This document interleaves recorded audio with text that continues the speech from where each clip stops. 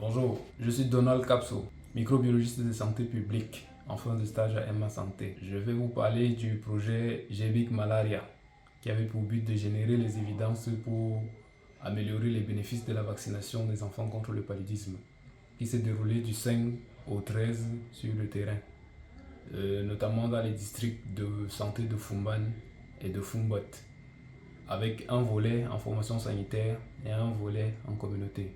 Tout d'abord, une formation a eu lieu la semaine d'avant qui consistait à former les enquêteurs recrutés dans les différentes aires à l'utilisation de l'outil CoboCollect pour collecter les données. Ensuite, la phase de collecte proprement dite où j'étais superviseur des enquêteurs sur le terrain. Tout d'abord, il était question de rencontrer les chefs des aires et afin d'avoir les contacts et les adresses des chefs des formations sanitaires pour annoncer notre venue dans leurs aires de santé.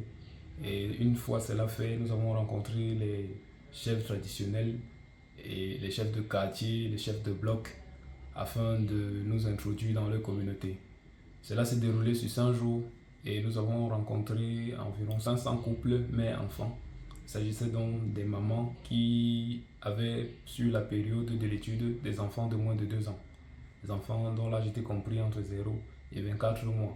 On les interviewait afin de connaître quelles sont les difficultés et les réalités auxquelles elles font face concernant la vaccination de leurs enfants avec le VAP, le nouveau vaccin contre le paludisme qui a été introduit en février 2024. Revenons sur le cas de la formation.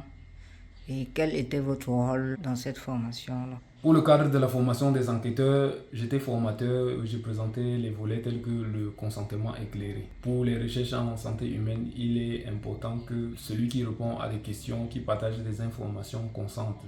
C'était l'un des aspects sur lesquels j'ai formé les enquêteurs, aussi sur les attitudes d'un bon enquêteur, que ce soit en communauté ou en formation sanitaire. Et vous pensez que vos enquêteurs ont assimilé et ils ont suivi exactement ce que vous leur avez appris?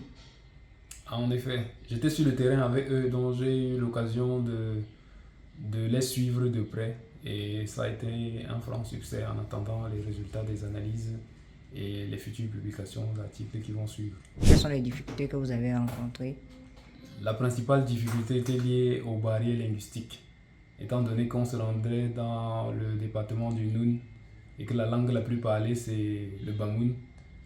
Moi particulièrement, j'étais un peu à la bourre parce que je ne m'en sortais pas en langue et à part ça, tout s'est bien passé. D'accord, merci. Merci.